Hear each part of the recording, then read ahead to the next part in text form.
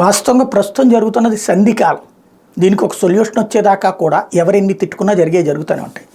Afghanistan, Bangladesh, Burma లాంటి ప్రాంతాల నుంచి మన దేశానికి వలస వస్తున్నటువంటి ముస్లింల గురించి పెద్ద ఎత్తున రచ్చ నడుస్తూ ఉంటాయి. ఎన్ఆర్సీ పెడదాం, సిఏఏ పెడదామని. కానీ ఇక్కడున్న ముస్లింలే వాళ్ళని ఆహ్వానిస్తున్నారు.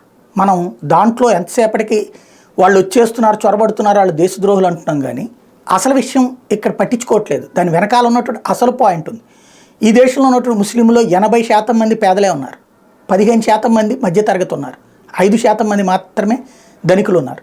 ఈ 80% మంది తమ బిడ్డలకు పెళ్లిళ్ళు చేసే పరిస్థితుల్లో లేరు. దాంట్లో మళ్ళీ మనం ఏమేమో మాట్లాడచ్చు. వాళ్ళు అంతమంది పిల్లలు కానీ రైటర్ రాంగ్, అది వాళ్ళ మతాచారాల ప్రకారం వాళ్ళు చేసేసారు. హిందూ మతంలోకి మళ్ళీ వాళ్ళకి చైతన్యం రాలేదు, ఇప్పుడిప్పుడే తెచ్చుకునే ప్రయత్నం చేస్తున్నారు. చిన్న కుటుంబం, చింతలేని కుటుంబం లాంటి స్టేట్మెంట్లు వాళ్ళకి అలవాటు లేకపోవడం వల్ల సంఖ్య పెరుగున్నది. వాళ్ళ ఆడపిల్లలకి పెళ్లి చేయాలంటే చాలా కష్టమైపోతుంది. మన దేశంలో ఇప్పటికే ఈ సామాజిక ప్రయోజనాలు పొందడం కావచ్చు, లేకపోతే కొంత వ్యాపారపరంగా సంపాదించుకోవడం వల్ల కావచ్చు, ఇక్కడ ఉన్నటువంటి యువకులు పెళ్లి చేసుకోవాలంటే కట్నాలు ఎక్కువ డిమాండ్ చేస్తున్నటువంటి పరిస్థితి. అదే ఈ ఇతర దేశాల నుండి వచ్చినటువంటి వాళ్ళే అక్కడ గతి లేక ఇక్కడికి వచ్చారు, ఇక్కడ ఉపాధి అవకాశాలు చిన్నపాటి పొందుతున్నారు. అట్లాంటి వాళ్ళకి ఆడపిల్లనిచ్చి పెళ్లి చేస్తే ఆటోమేటిక్గా అడే దేశం వాడైతే ఉంది, ఇక్కడ అమ్మాయిని పెళ్లి చేసుకోగానే ఇక్కడ పౌరసత్వం అయిపోతుంది. అంటే ఆ మాట చెప్పరు, ఇక్కడే రేషన్ కార్డుల దగ్గర నుంచి అన్నీ వచ్చేస్తాయి, ఇక్కడ వాళ్ళు సెటిల్ అయిపోతారు. కాబట్టినే అంగీకరిస్తున్నారు. ఇక్కడ అసలు విషయం దీంట్లో అంతర్గతంగా కుటుంబ వ్యవస్థ ముడిపడి ఉంది. ఇప్పుడు అట్లాగే దయానిధి మారన్ మాట్లాడినటువంటి మాటలు బీహార్, ఉత్తరప్రదేశ్ వాళ్ళు, వాళ్ళు ఒక్కసారి బీహార్, ఉత్తరప్రదేశ్ వాళ్ళు లేకపోతే నార్త్ ఇండియా వాళ్ళు మనకు వద్దు అని చెప్పి ఒక్క మాట అందరినీ పంపించేసి వ్యాపారం చేయమనండి, వ్యవసాయం చేయమనండి, పరిశ్రమలు నడపమనండి, సర్వనాశనం అయిపోతుంది దక్షిణాది వాళ్ళ మీద పడి బ్రతుకుతున్నాం మనం. అరే ఇవాళ ఒక బార్బర్ షాప్లో పనిచేసేటువంటి సొంత యజమానేటువంటి మంగళకి వాళ్ళ పిల్లలు వచ్చి సాఫ్ట్వేర్ కంపెనీలని ఇతర దేశాలకు, ఇతర రాష్ట్రాలకు వెళ్ళిపోతున్నారు. మరి ఆ వృత్తి ఎలా చేస్తాడైనా? వాళ్ళ పిల్లల నుండి ఏం పంపించి ఇక్కడేం పోషించట్లేదు, వాళ్ళకే వస్తుంది, కోట్లు ఏం కాదు, వాళ్ళ జీవితానికి సరిపడా వస్తుంది. కానీ వాళ్ళకి ఈ వృత్తి చేయడం ఇష్టం లేదు, వాళ్ళు అక్కడికి వెళ్ళి బ్రతుకుతున్నారు.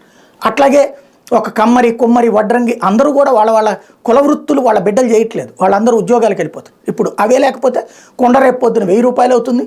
బార్బర్ షాప్ ఇప్పటికే 5 రూపాయలు, 10 రూపాయల నుంచి 5 రూపాయల గడ్డం 20 రూపాయలు పెరగడానికి 20 ఏళ్ళు పడితే 20 రూపాయల గడ్డం 100 రూపాయలకు పెరగడానికి 10 ఏళ్లే పట్టింది. గట్టిగా చెప్తే 5 ఏళ్లే పట్టిందేమో, ఆ స్థాయిలో ఉంది. కాబట్టి ఇతర రాష్ట్రాల నుంచి వచ్చినటువంటి వాళ్ళని పెట్టుకుంటున్నారు. అట్లాగే వ్యవసాయానికి 30 రూపాయల దగ్గర నుంచి 300 రూపాయలకి చేరడానికి 30 ఏళ్ళు పడితే ఒక్కసారికి ఇప్పుడు 400 నుంచి 700 రూపాయలకి పెరిగిపోయినటువంటి పరిస్థితి అయిపోయిందే.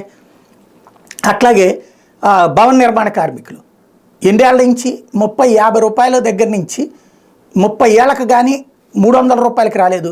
ఈ 4-5 ఏళ్లలోనే ఏకంగా డబుల్, త్రిబుల్ 700 నుంచి 900 రూపాయలు. మనోళ్ళు దొరకట్లా, అయినా కూడా పని చేయట్లా, 4 గంటలు 5 గంటలు చేస్తామంట.